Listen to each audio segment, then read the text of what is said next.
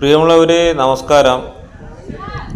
വയനാട് ജില്ലയിലെ പൂക്കോട് എന്ന സ്ഥലത്തുള്ള ഒരു ആദിവാസി പൈതൃക ഗ്രാമമാണ് എന്നൂർ.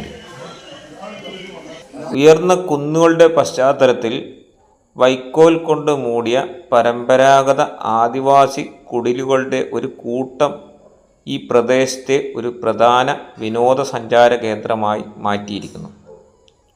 ഒരു കുന്നിന്മേൽ 25 ഏക്കറിൽ വ്യാപിച്ചു കിടക്കുന്ന ഈ കേന്ദ്രം ഗോത്ര ജനതയുടെ പൈതൃകത്തെയും ജീവിതശൈലിയെയും കുറിച്ച് പഠിക്കാനുള്ള ഒരു സുവർണാവസരം നമുക്ക് നൽകുന്നു.